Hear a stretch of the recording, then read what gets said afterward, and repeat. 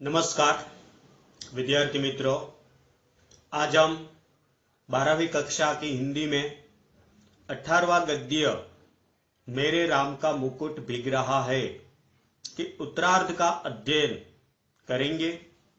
अगले वीडियो में इस निबंध के पूर्वार्ध के संदर्भ में हमने अभ्यास पूरा किया, तो आज हम इसी निबंध के उत्तरार्ध का अध्ययन शुरू करते हैं। तो पहले वीडियो में जब हमने देखा कि इस निबंध के लेखक विद्यानिवास मिश्र जी का परिचय देखा, साहित्यिक क्षेत्र में विद्यानिवास मिश्र जी का जो योगदान है उसके संदर्भ में हमने जानकारी प्राप्त की। फिर इस निबंध के पूर्वार्ध में जब हमने देखा तो लेखक की जो तबीयत है वो ठीक नहीं है, इसीलिए लेखक चिंताग्रस्त है। और चिंताग्रस्त क्यों है इसका भी वर्णन इस निबंध के पूर्वार्ध में हमने अगले वीडियो में देखा। आज हम इस निबंध के उत्तरार्ध की ओर आगे बढ़ते हैं। तो हम वहां तक पहुंचे थे कि लेखक जो है वे चिंतित है। चिंतित इसलिए है कि उनका लड़का और उनके घर आई हुई मेहमान की लड़की संगीत का कार्यक्रम देखने के लिए गए हैं। कहा था घंटे डेढ़ घंटे कार्यक्रम देखकर समय पर घर वापस आ जाना, लेकिन रात्रि के लगभग 1 या 1:30 बज जाते हैं, फिर भी वे लोग नहीं आए। इसीलिए लेखक चिंतित है और चिंतित अवस्था में वो रामायण का जो पात्र है माता कौशल्या, और कौशल्या जब अपने पुत्र राम, अपने पुत्र की पत्नी यानी कि पुत्रवधू सीता और लक्ष्मण जब वनवास के समय जब वन में जब वो गए थे, उसी समय कौशल्या की जो चिंतित अवस्था है वही चिंतित अवस्था का जिक्र वो यहां इस निबंध के पूर्वार्ध में करते हैं। और जो स्थिति कौशल्या की थी वही स्थिति यहां लेखक की भी है, क्योंकि कौशल्या की स्थिति और लेखक की स्थिति में समानता इसलिए है क्योंकि कौशल्या भी अपने पुत्र राम और अपनी पुत्रवधू सीता और अपने पुत्र लक्ष्मण की चिंता कर रही है कि वे लोग सुरक्षित घर वापस लौटे, ऐसी कामना में वो काव्य पंक्ति गाती है। और वही काव्य पंक्ति यहां लेखक भी गुनगुनाते हैं। तो लेखक की और कौशल्या दोनों की समान स्थिति हमें इस निबंध में देखने को मिलती है। इसीलिए अब लेखक जब वही रामायण की जो कथा है उसी कथा का भी यहां जिक्र करते हैं। तो अब हम इस निबंध के उत्तरार्ध की ओर आगे बढ़ते हैं। मन फिर घूम गया कौशल्या की ओर, लाखों करोड़ों कौशल्या की ओर, और लाखों करोड़ों कौशल्याओं के द्वारा मुखरित एक अनाम अरूप कौशल्या की ओर। इन सबके राम वन में निर्वासित है, पर क्या बात है कि मुकुट अभी भी उनके माथे पर बंधा है और उसी के भीगने की इतनी चिंता है। क्या बात है कि आज भी काशी की रामलीला आरंभ होने के पूर्व एक निश्चित मुहूर्त में मुकुट की ही पूजा सबसे पहले की जाती है। क्या बात है कि तुलसीदास ने कानन को सत अवध समाना कहा और चित्रकूट में ही पहुंचने पर उन्हें कली की कुटिल कुचाल दिख पड़ी। क्या बात है कि आज भी वनवासी धनुर्धर राम ही लोकमानस के राजा राम बने हुए हैं। कहीं ना कहीं इन सबके बीच एक संगति होनी चाहिए। संगति यानी कि समानता। तो यहां मैंने जो बात कही कि जो कौशल्या वाला जो प्रसंग है, राम जब वन में जाते हैं और वन में जाने से कौशल्या की जो चिंता मई जो स्थिति है वही स्थिति यहां लेखक की भी है। और लेखक वही कौशल्या के साथ साथ वर्तमान समय की कौशल्याओं का भी जिक्र करते हैं, यानी कि वर्तमान समय में भी कई माताएं अपने संतान को लेकर चिंतित रहती है।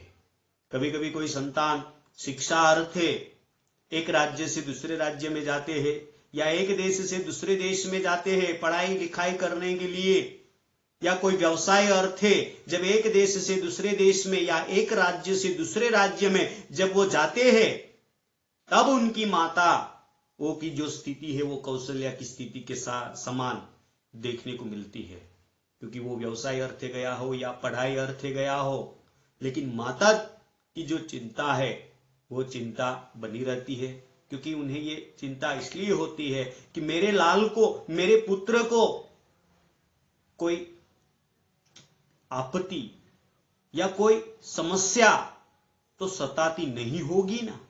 यही बात बार बार उसके मन में आती रहती है और इसी बात से वो चिंतित रहती है। इसीलिए यहां लेखक कहते हैं कि यहां एक शब्द प्रयोग किया है, कौशल्या का तो जिक्र यहां किया ही है, लेकिन इसके साथ साथ एक शब्द प्रयोग किया है, वो है मुकुट।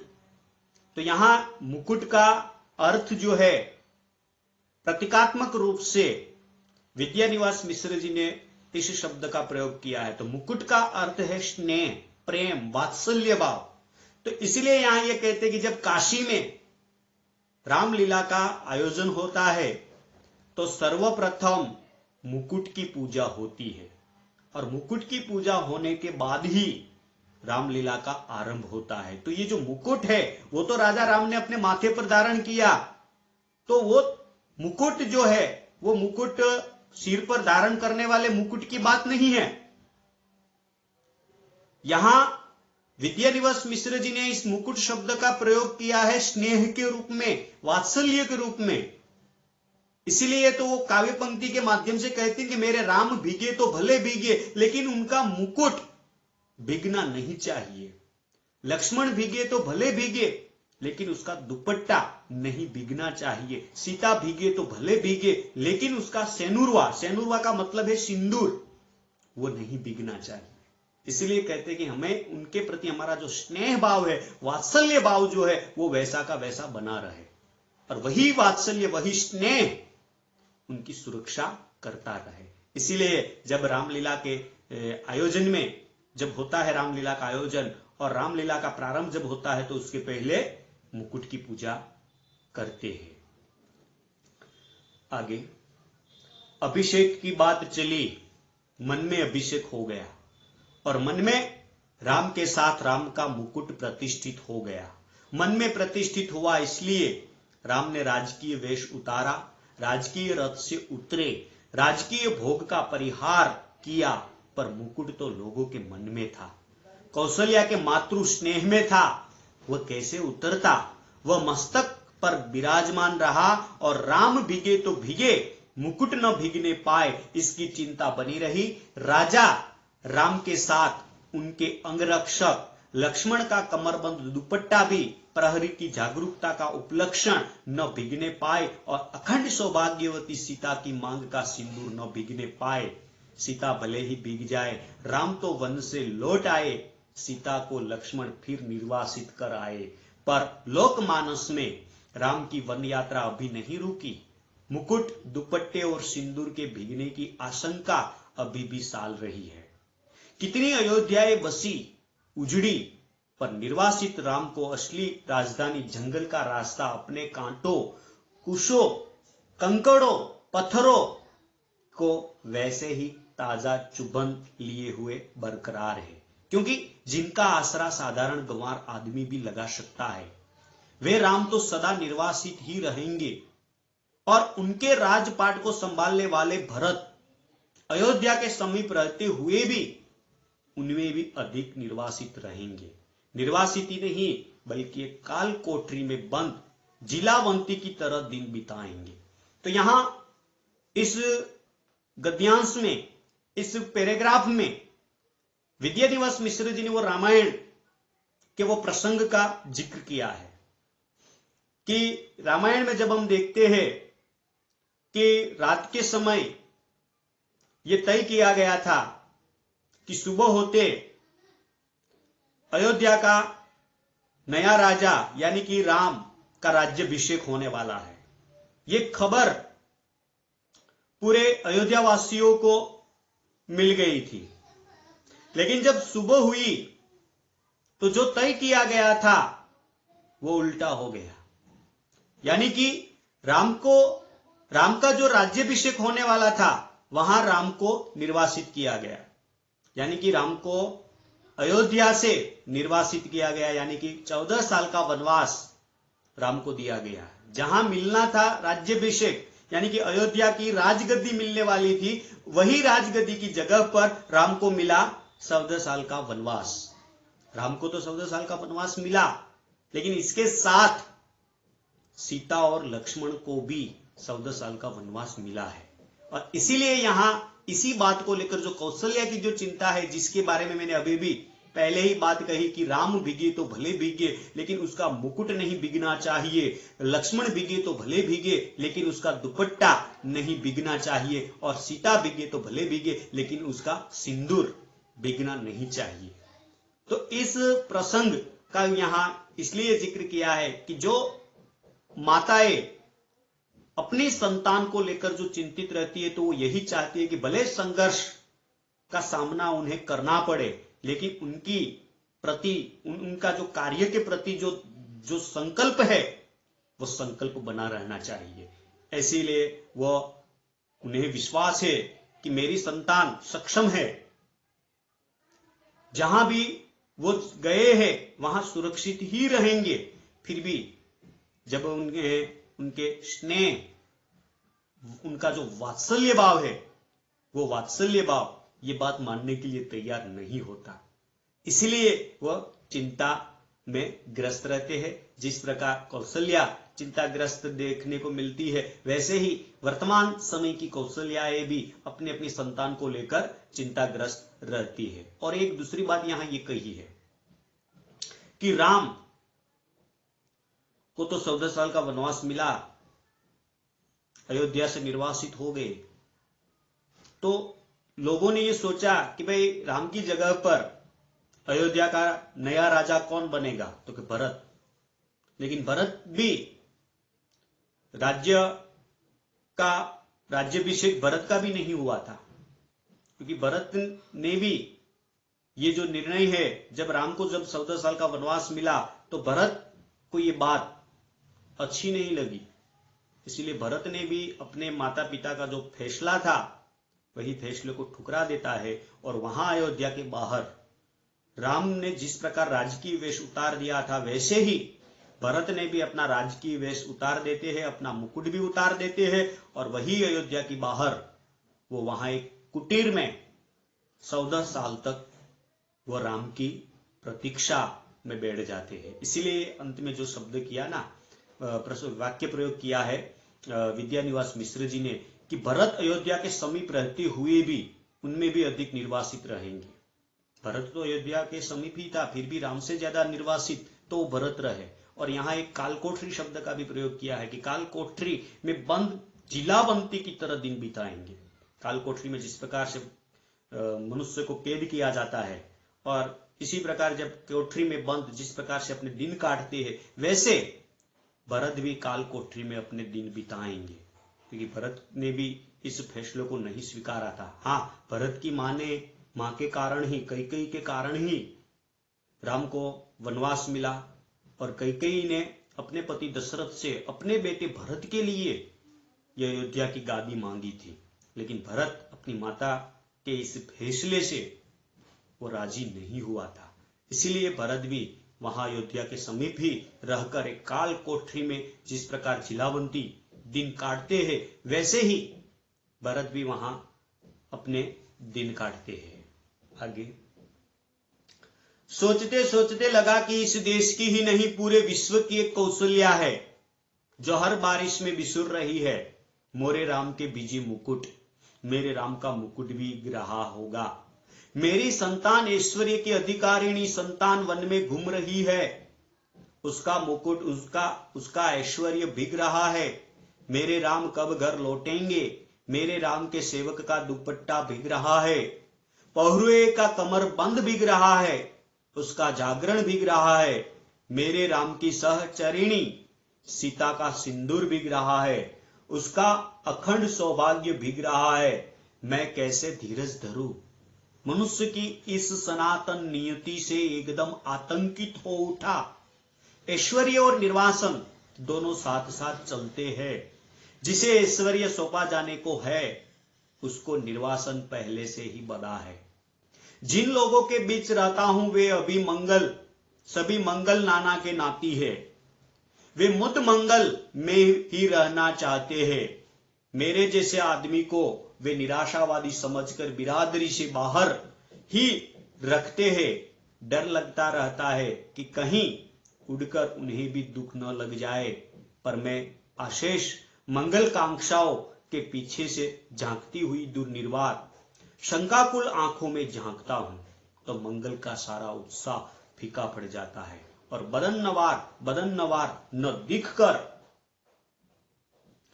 बटोरी हुई रस्सी की शक्ल में कुंडली मारे नागिन दिखती है। मंगल घटित अंधाई हुई अधफूटी गगरी दिखता है। उत्सव की रोशनी का ताम झाम धो की गांठों का अंबार दिखता है और मंगल वाद्य डेरा उखाड़ने वाले अंतिम कारबदार की उसांस में बजकर एक बारगी बंद हो जाता है। कभी कभी अच्छी दिखने वाले वस्तु भी दुचिंता के कारण, बुरे ख्यालों के कारण बुरे दिखने लगते हैं। और एक बात यहां यह कही है कि निर्वासन और ऐश्वर्य दोनों साथ में ही चलते हैं। ऐश्वर्य यानी वैभव और निर्वासन यानी कि त्याग। जैसे कि राम को 14 साल का वनवास मिला, यानी कि अयोध्या से उसे निकाला गया। ठीक वही बात, एक तरफ ऐश्वर्य है, दूसरी तरफ निर्वासन है, दोनों साथ साथ चलते हैं। एक तरफ राम का राज्याभिषेक होने वाला था, यानी कि राम का वैभव बढ़ने वाला था, तो सुबह होते वो फैसला बदल जाता है और ऐश्वर्य की जगह पर राम को मिलता है निर्वासन। इसलिए यहां लेखक कहते हैं कि मेरे जैसे व्यक्ति जब इस प्रकार के बात सोचता है तो जाति से बाहर कर दिया जाता है। आगे से ही हम वही बुरी बात का अगर संकेत देते हैं तो लोगों को अच्छा नहीं लगता, तो तुरंत जाति से बाहर कर दिया जाता है, बिरादरी से बाहर रखते हैं। और इसीलिए डर लगा रहता है कि कहीं उड़कर उन्हें भी दुख न लग जाए। पर मैं अशेष महत्वाकांक्षाओं के पीछे से झांकती हुई दुर्निर्वार शंकाकुलों को आंखों में झांकता हूं, यानी कि आंखों से मैं वो देख रहा हूं जो दुशंका होती है, जो खराब शंकाएं होती है कि ये होने वाला है, वही दृश्य मेरे सामने उभर कर आते हैं। एक तरफ मंगलमय प्रसंग होने वाला है और वही मंगलमय प्रसंग को मैं बुरा प्रसंग की ओर देख रहा हूं, तो उसे क्या कहा जाए। इसीलिए तो यहां लेखक ने इस शब्द प्रयोग किया है और कहते हैं ना कि जहां जो रस्सी है वही रस्सी मुझे नागिन की तरह दिखती है, जहां सुरीली आवाज है वही आवाज मुझे एक बारगी, यानी कि एक राग में इधर उधर अलग अलग रागों में जो मन को पसंद नहीं है, जो कानों को पसंद नहीं है, ऐसी आवाज सुनाई देती है, उसे मैं क्या कहूं। इसीलिए लेखक यही काव्य पंक्ति के माध्यम से ये प्रस्तुत करते हैं, कहते हैं कि ये स्थिति क्यों होती है। इसलिए वो ये काव्य पंक्ति पहले देखते हैं। लागती अवध भयावह भारी, मानहू काल रात्रि राति अंधियारी, घोर जंतु समपुर नर नारी, डरप ही एक निहारी, घर मसान परिजन जनु भूता, सुत हित मित मनहु जमदूता, वागन विटप बेली कुम्हिलाही, सरित सरोवर देखी न जाही।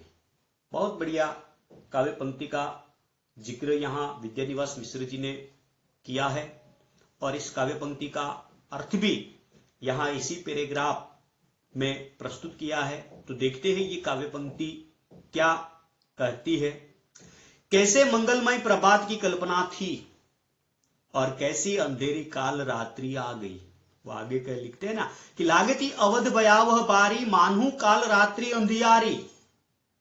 एक दूसरे को देखने से डर लगता है, घर मसान हो गया है, अपने ही लोग भूत प्रेत बन गए, पेड़ सूख गए हैं, लताएं कुम्हला गई है, नदियों और सरोवरों को देखना भी दुस्साहस हो गया है, केवल इसलिए कि जिसका ऐश्वर्य से अभिषेक हो रहा था वह निर्वासित हो गया। उत्कर्ष की ओर उन्मुख समष्टि का चैतन्य अपने ही घर से बाहर कर दिया गया। उत्कर्ष की मनुष्य की उद्धर्वोन्मुख चेतना की यही कीमत सनातन काल से अदा की जाती रही है। इसलिए जब कीमत अदा कर ही दी गई तो उत्कर्ष कम से कम सुरक्षित रहे, यह चिंता स्वाभाविक हो जाती है।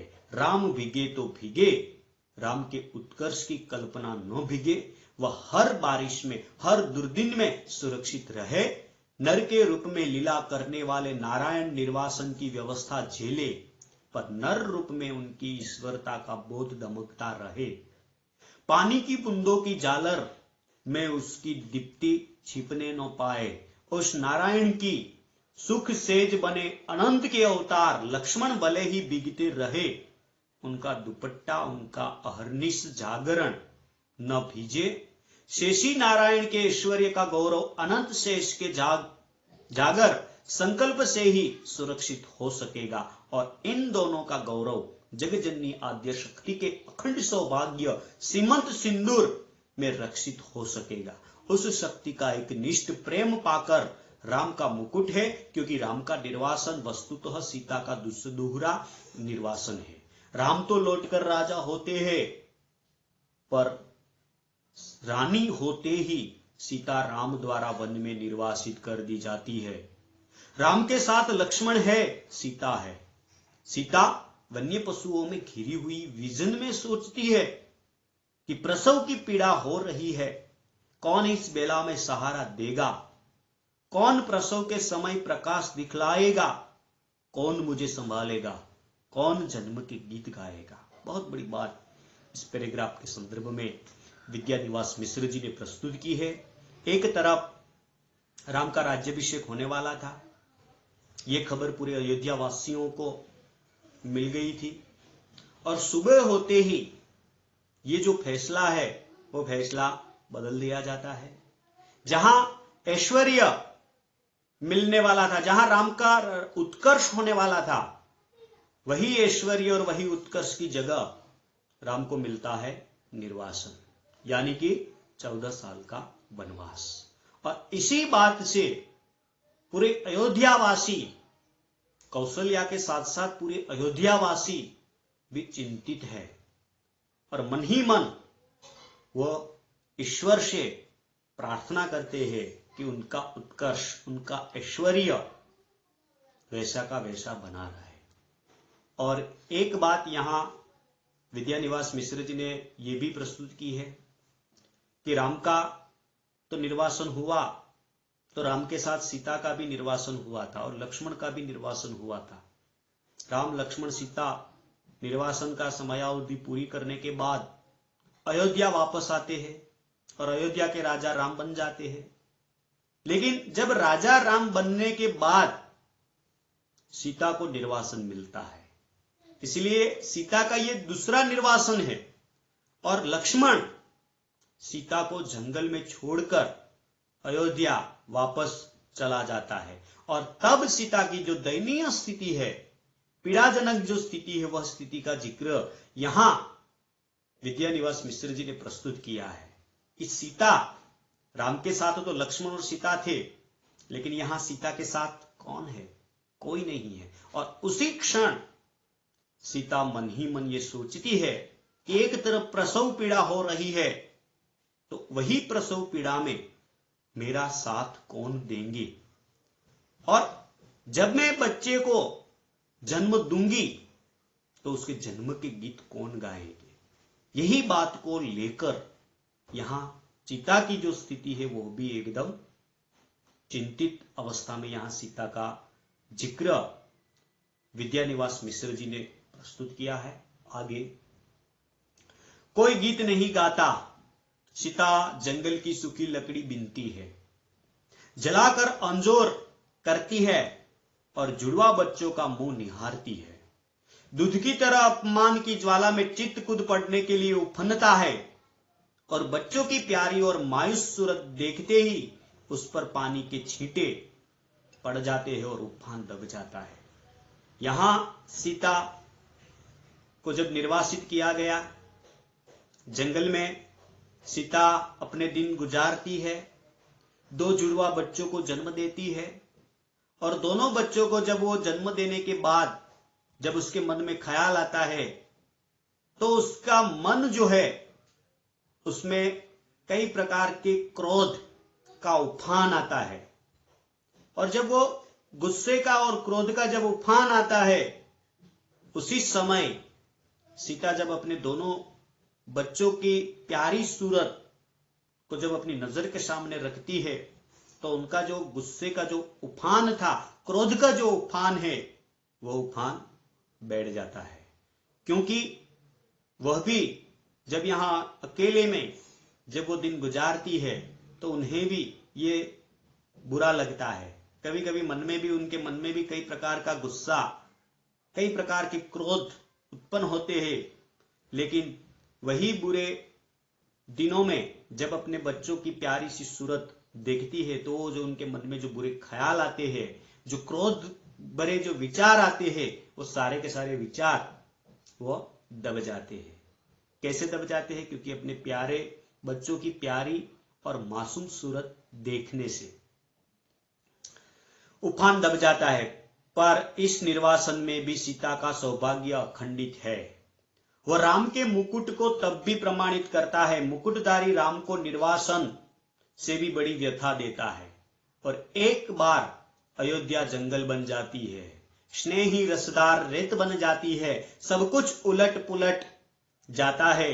भवभूति के शब्दों में पहचान कि बस एक निशानी बची रहती है कि दूर ऊंचे खड़े तटस्थ पहाड़, राम मुकुट में जड़े हीरो की चमक के सैकड़ों शिखर एकदम कठोर, तीखे और निर्मम देखने को मिलते हैं। सीता को दूसरा निर्वासन मिलता है, फिर भी सीता का सौभाग्य जो है वो अखंड रहता है, लेकिन सबसे ज्यादा व्यथा तो राम को मिलती है, क्योंकि राम न चाहकर भी कठोर हृदय से ये फैसला लेना पड़ता है और इसी फैसले के कारण सीता को ये निर्वासन यानी कि अयोध्या से निकाल दिया जाता है। और यही बात को लेकर राम भी व्यथित है। जो स्थिति सीता की है वही स्थिति राम की भी है। इसीलिए तो यहां ये कहते हैं कि सीता का जो सौभाग्य है वो तो अखंडित है, वो कभी भी किसी से खंडित होने वाला नहीं है। तो सीता से भी ज्यादा व्यथित अगर कोई है इस निर्वासन से तो राम है, क्योंकि राम को इतनी व्यथा देती है कि वो सारा का सारा जो अयोध्या है वो अयोध्या जंगल बन जाती है। यानी कि अयोध्या जंगल बन जाती है, ऐसा शब्द प्रयोग यहां इसलिए करते हैं क्योंकि राम कोई भी कार्य करते हैं तो उसका वहां मन नहीं लगता, क्योंकि उन्हें ये चिंता सताती है कि इस स्थिति में सीता किस प्रकार से अपने बच्चों का लालन पालन करती होंगी। यही चिंता बार बार राम को सताती है और इसी चिंता के कारण राम को ये अयोध्या जो है वो भी जंगल जैसी दिखती है। और भवभूति के शब्दों में अगर हम कहें तो यहां ये भवभूति द्वारा जो उत्तर रामचरितमानस लिखा गया है, भवभूति संस्कृत के जो महान कवि है और इन्होंने ये उत्तर रामचरितमानस लिखा है और उसमें ये काव्य पंक्ति यहाँ विद्यानिवास मिश्र जी ने संदर्भ के तौर पर इस निबंध में प्रस्तुत की है। तो देखते ही ये पूरा का पूरा संस्कृत में ही ये काव्य पंक्ति है।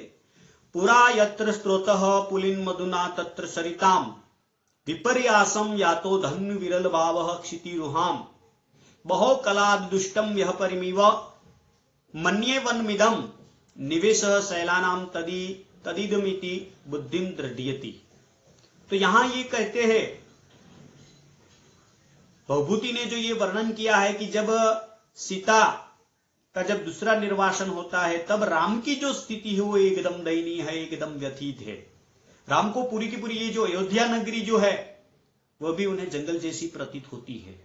अर्थ हम देखते हैं कि पुरा यत्र स्रोतः पुलिन मधुना तत्र सरिता, यानी कि पहले जहां नदियों का प्रवाह था वहां अब जल से निकला हुआ तट दिखता है। दूसरी पंक्ति है विपर्यासम, या तो घन विरल भावः क्षितिरुहाम, यानी कि वृक्षों की सघनता तथा विरलता वैपरीत्य को प्राप्त हो गई है। वृक्षों की जो सघनता और विरलता जो है वो विपरीत हो गई है।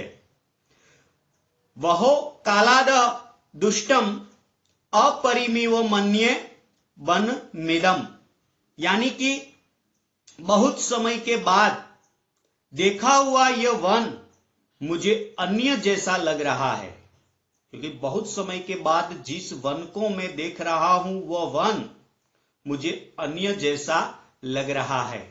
निवेशः शैलानाम तदिदमिति बुद्धिम दृढ़यति, यानी कि पर्वतों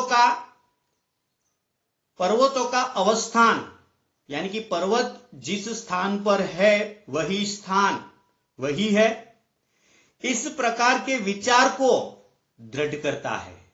तो ये जो भाव है, ये भाव भवभूति जी ने भगवान श्री राम की जो विचार है वही विचार को यहां प्रस्तुत किया है कि भगवान श्री राम ने तो लोक लाज के कारण सीता जी को जंगल में वह अकेली छोड़ देते हैं, और सीता जी के जाने के बाद राम की जो मनस्थिति है वह मनस्थिति एकदम विह्वल है, व्याकुल है, और वही व्याकुलता में उन्हें ये जो सारा का सारा ये जो दृश्य है वो दृश्य विपरीत लगता है। इसीलिए यहां विद्यानिवास मिश्र जी ने भवभूति जी की ये काव्य पंक्ति को यहां संदर्भ के तौर पर रखी है।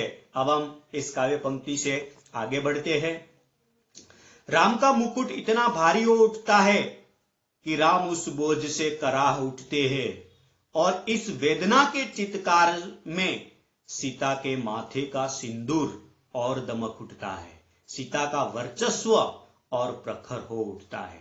राम की इस वेदना से, राम के इस चित्कार से सीता का वर्चस्व बढ़ जाता है। सीता के माथे का जो सिंदूर है वो सिंदूर चमक उठता है, क्योंकि राम सीता को लेकर इतना परेशान है, इतना चिंतित है, तो ये चिंता के कारण हम कह सकते हैं कि सीता का वर्चस्व, सीता की जो प्रसिद्धि है वो बढ़ जाती है। इसीलिए यहां कहा है कि सीता का वर्चस्व और प्रखर हो उठता है। कुर्सी पर पड़े पड़े ये सब सोचते सोचते 4 बजने को आए। इतने में दरवाजे पर हल्की सी दस्तक पड़ी। चिरंजीवी निचली मंजिल से ऊपर नहीं चढ़े। सहमी हुई कृष्णा मेरी मेहमान लड़की बोली, दरवाजा खोलिए। आंखों में इतनी कातरता थी कि कुछ कहते नहीं बना, सिर्फ इतना कहा कि तुम लोगों को इसका क्या अंदाजा होगा कि हम कितने परेशान हैं। अब यहां इस बात का जिक्र विद्यानिवास मिश्र जी करते हैं कि मैं अपने पुत्र और अपने घर आई हुई मेहमान की लड़की की प्रतीक्षा करते करते 4 बज जाते हैं, और 4 बजे वे लोग आए, लेकिन मेरा जो चिरंजीव है, मेरा जो पुत्र है, वह तो ऊपर नहीं आया। लेकिन मेहमान की लड़की यानी कि कृष्णा, वो सहमी हुई, डरी हुई आई और उन्होंने दरवाजे पर दस्तक दी। दरवाजा खटखटाया और कहा, दरवाजा खोलिए। और जैसे ही मैंने दरवाजा खोला, बहुत कुछ कहना चाहता था लेकिन नहीं कह पाया। मैंने सिर्फ इतना ही कहा कि तुम लोगों को क्या अंदाजा होगा कि हम कितने परेशान हैं। आप लोग संगीत का कार्यक्रम देखने के लिए गए थे, अनुमति मांगी, मैंने अनुमति दी, तो जो समय कहा था कि वही 1-1.5 घंटे के बाद आप वापस आ जाना, लेकिन आप नहीं आए, और आते आते 4 बज जाते हैं। इसलिए लेखक मेहमान की लड़की से ये कहते हैं कि आप लोगों को क्या अंदाजा है कि हम कितने परेशान हैं। आप यही अंदाजा नहीं लगाते कि आपके घर न पहुंचने से माता पिता की क्या स्थिति होगी, इस बात का अंदाजा आपको नहीं है। भोजन दूध धरा रह गया, किसी ने भी छुआ नहीं, मुंह ढांपकर सोने का बहाना शुरू हुआ। मैं भी स्वस्ति की सांस लेकर बिस्तर पर पड़ा, पर अर्ध चेतन अवस्था में फिर वहां खोया हुआ था वही लौट गया। अपने लड़के घर लौट आए, बारिश से नहीं संगीत से भीगकर। मेरी दादी नानी के गीतों का राम लखन और सीता अभी भी वन वन भीग रहे हैं। तेज बारिश में पेड़ की छाया और दुखद हो जाती है। पेड़ की हर पत्ती से टप टप बूंद पड़ने लगती है। तन्ने पर टिके तो उसकी हर नस नस में अप्लावित होकर पिठ गलाते लगती है। जाने कब से मेरे राम भीग रहे हैं और बादल है कि मुसलधार ढरकाए चले जा रहे हैं।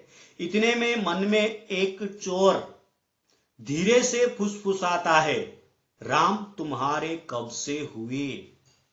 तुम जिसकी बुनाहट पहचान में नहीं आती, जिसके व्यक्तित्व के ताने बाने तार तार होकर अलग हो गए हैं, तुम्हारे कहे जाने वाले कोई हो भी सकते हैं कि वह तुम कह रहे हो मेरे राम?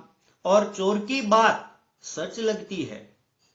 मन कितना बटा हुआ है, मन चाही और अनचाही दोनों तरह की हजार चीजों में दूसरे कुछ पतियाए भी, पर अपने ही भीतर प्रतीति नहीं होती कि मैं किसी का हूं या कोई मेरा है।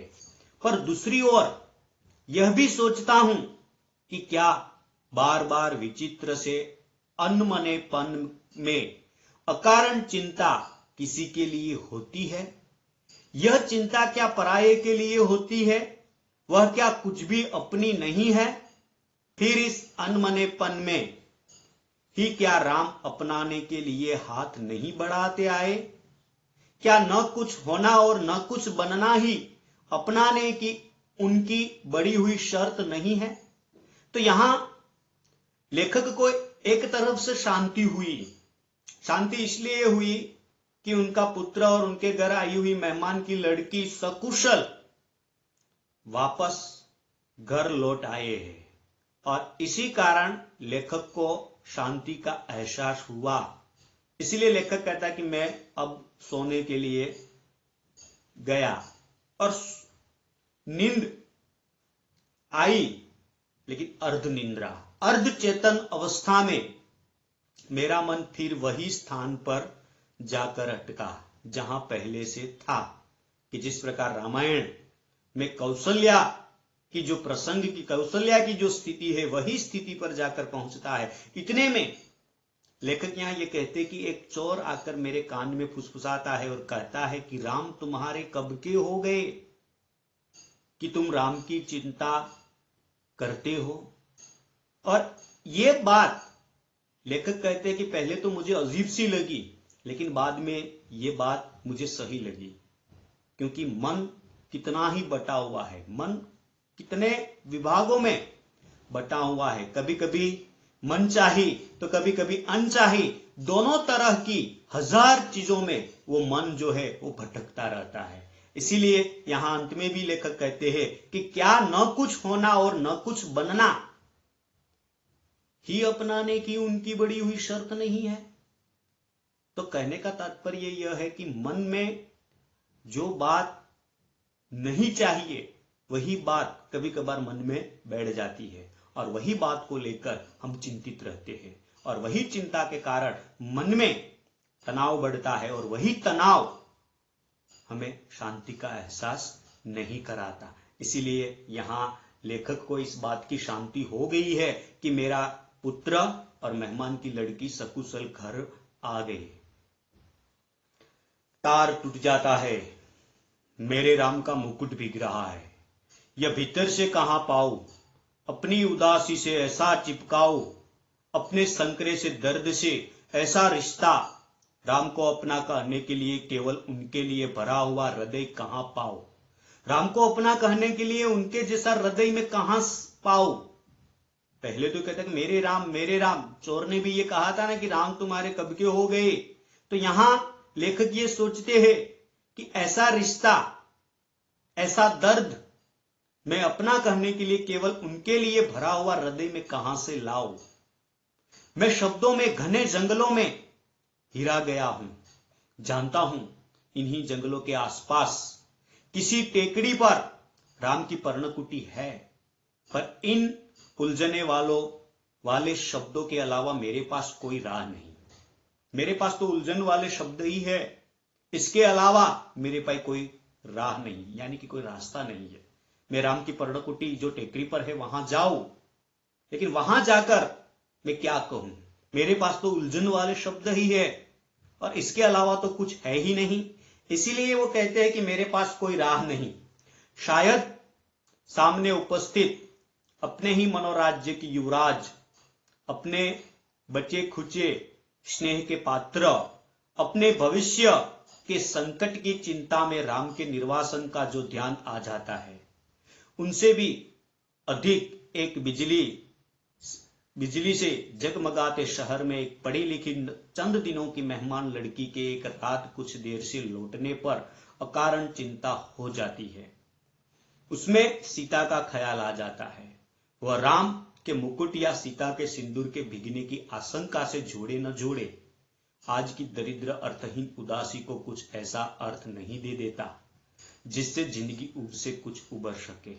यहां लेखक ने स्पष्टता की कि मेरे घर में आई हुई मेहमान की लड़की, वो भी मेरे पुत्र के साथ ही संगीत का कार्यक्रम देखने के लिए गई थी, लेकिन वो सही समय पर नहीं आए, इसलिए चिंता बढ़ जाती है, क्योंकि वो मेहमान की लड़की है। और वही मेहमान की लड़की का जब मैं ख्याल करता था, तब रामायण में जिस प्रकार कौशल्या अपने पुत्र राम और अपनी पुत्र वधू सीता की चिंता जो करती है, वही भाव मुझ में भी हुआ कि मेरे घर आई हुई मेहमान की लड़की भी मेरे पुत्र के साथ ही संगीत का कार्यक्रम देखने के लिए गई है। और वो महानगरीय वर्तमान परिस्थिति ही ऐसी है कि अगर आते वक्त अगर देर हो गई और रात को कुछ आवारा तत्वों के द्वारा अगर कुछ अनाप शनाप हो गया तो मैं अपने समधी को या अपने मित्र को क्या मुंह दिखाऊंगा। यही चिंता लेखक कहता है मुझे बार बार परेशान करती है। और इतने में पूरब से हल्की सी उजास आती है और शहर के इस शोर भरे बियावान में चक्की के स्वर के साथ चढ़ती उतरती जंतसार गीती हल्की सी सिहरन पैदा कर जाती है। यहां शहर की बात करते हैं कि शहर में चारों तरफ से आवाज, स्वर सुनाई देता है, और यहां जो स्वर सुनाई देता है, चक्की, जो हम धान्य को पीसने का जो यंत्र है उसे हम चक्की कहते हैं। और वही चक्की को यहाँ दूसरे शब्द में शब्द प्रयोग किया है विद्यानिवास मिश्र जी ने, जंतसार। जंतसार का मतलब अनाज पीसने की चक्की, जिसे हम गुजराती में घरघंटी कहते हैं। तो ये जो उनकी सिहरन, धीरे धीरे आवाज शुरू हो जाती है। मोरे राम के भिजे मुकुटवा और अमचूर की तरफ विश्वविद्यालयी जीवन की निरस्ता में सूखा मन कुछ जरूर ऊपरी सतह पर ही सही भीगता नहीं तो कुछ नम तो जरूर ही हो जाता है। और महीनों की उमड़ी उमड़ी उदासी बरसने बरसने को आ जाती है। बरस न पाए यह अलग बात है।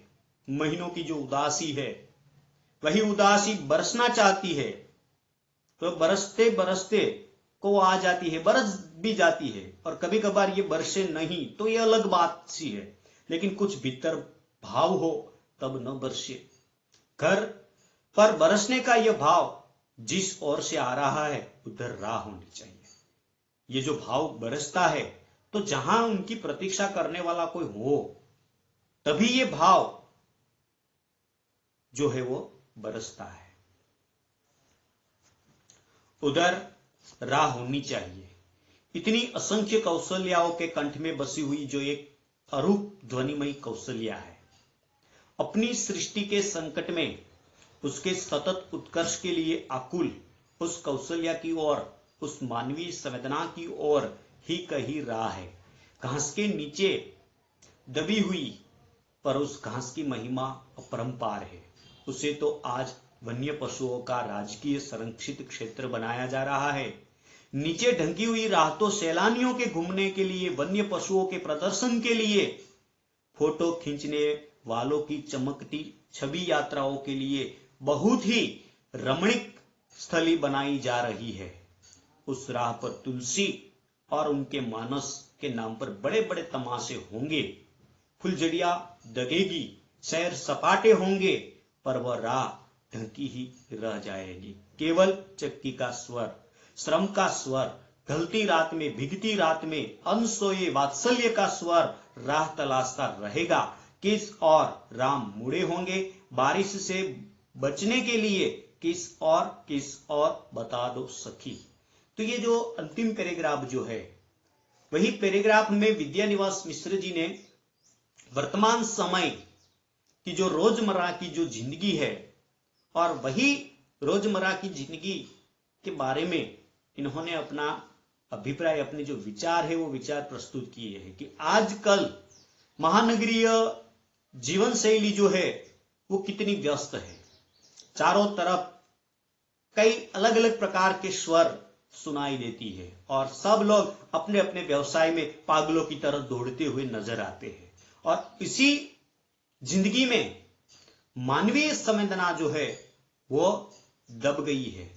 उस पर ये जो व्यवसाय के पीछे भागने की जो होड़ है, वही होड़ ने मानवीय संवेदना को ढकली दिया है।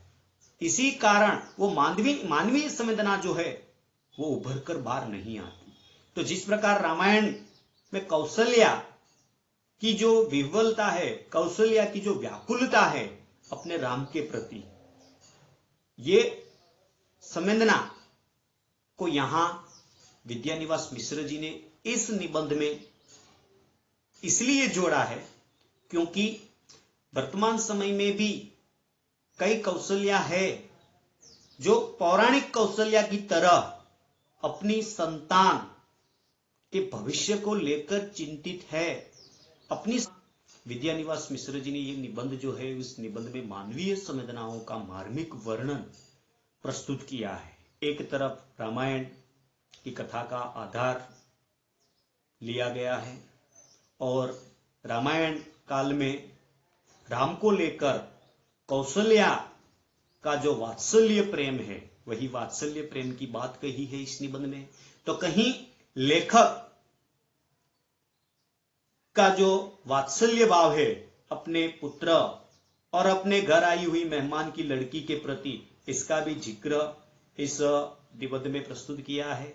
साथ साथ महानगरीय जीवन शैली, महानगरों में बसने वाले लोगों की निरसता के संदर्भ में भी यहां उन्होंने बात प्रस्तुत की है। और साथ साथ ये भी बात उन्होंने इस निबंध में प्रस्तुत की है कि वर्तमान समय में लोग जो है वो अपने श्रम के पीछे ही भागते रहते हैं और नई पीढ़ी और पुरानी पीढ़ी का जो तालमेल होना चाहिए, वो तालमेल नई पीढ़ी और पुरानी पीढ़ी में देखने को नहीं मिलता। इस बात का भी जिक्र इस निबंध में विद्यानिवास मिश्र जी ने प्रस्तुत किया है। तो विद्यार्थी मित्रों, ये जो निबंध था मेरे राम का मुकुट बिग रहा है, इस निबंध को हम यहाँ पूरा करते हैं।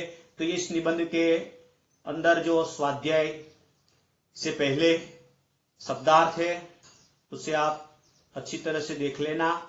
फिर स्वाध्याय, तो स्वाध्याय में विकल्प वाले प्रश्न जो है वह एक एक वाक्य वाले प्रश्न, 2-3 वाक्य वाले प्रश्न और सविस्तार पूर्वक वाले जो प्रश्न है वही प्रश्नों को आप अच्छी तरह से तैयार करना। और हिंदी विषय की जो नोटबुक है वही नोटबुक में सुंदर अक्षरों में लिख देना। तो आज के इस वीडियो को हम यहाँ पूरा करते हैं। अस्तु।